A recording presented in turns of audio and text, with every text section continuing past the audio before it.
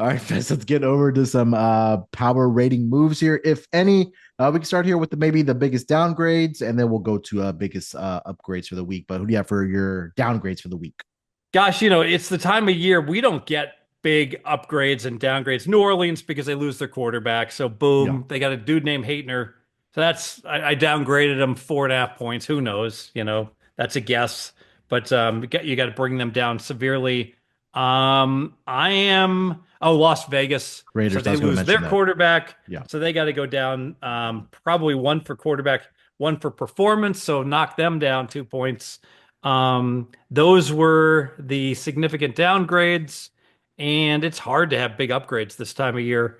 I'm trying to see if I've got a. The Arizona Seattle game. Terrible. I lost my shirt on it, so I loved Arizona. Great spot for Arizona. They got completely outplayed. So Seattle, I bumped a point. Arizona, I dumped a point. Yeah, I mean, they got out to that 7-0 lead, did Arizona. It looked like it was going to be a competitive matchup, at least I should say, but they did get outgained in that game, 6.7 yards per play to 5.7. Kyler Murray did have a couple interceptions, or two interceptions that game, was I think what's difference for the Arizona Cardinals in that game. And now the Seattle Seahawks take a record of 8-5 into that NFC West standings. Now with the not Las Vegas, I'm sorry, the LA Raiders game back of the Seattle Seahawks.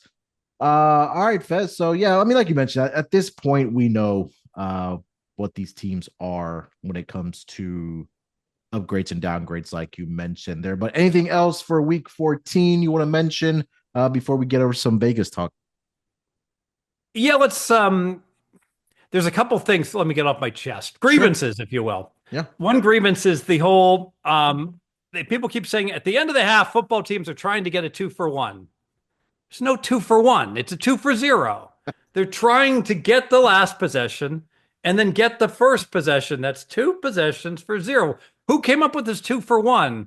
I don't understand it. It's an NBA term. That's all I know. 2-for-1. And when it's 45 seconds left, you get that ball off before you're about 35 seconds, maybe Yeah, 30 but seconds left, but not in the NFL because like it's a 2-for-0 because you're gonna get the ball in the second half and you're trying to make sure that it's the last possession that you have, whether it's going for a touchdown, whether it's going for a field win, and you come out the second half. Bill Belichick, right? Patriots. second grievance. Second grievance. This whole, all right, Arizona has a 2-game lead, but correction. Seattle has a 2-game lead, but they swept Arizona, so they have a 3-game lead. Mm-hmm. No, Oh boy. no, no, no. They don't have a 3-game lead. You know why? Because if they had a 3-game lead and they gave up a 3-game lead, they'd be tied. But they wouldn't be tied. They'd be eliminated because the other team would have the 1-game lead at the end of the season. So if you want to say a 2.5-game lead, we're good.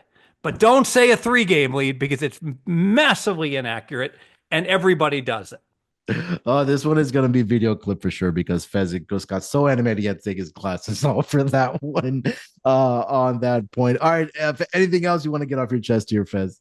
Well, on both of those, I do want to say that we are a country of copycats Mm-hmm. and a world of copycats. So, like, someone, somewhere, somehow, someone out there said Plinko, Gil Alexander, and everybody copies it. But that's such a good story. That's good to copy. But the 2-for-1 is totally erroneous, as Yeah. is the you're up 2 games and you have the tie breaks, you're up 3 games. That's totally erroneous as well. So be careful out there when there's a narrative and you just choose, to go ahead and follow with it. Yes.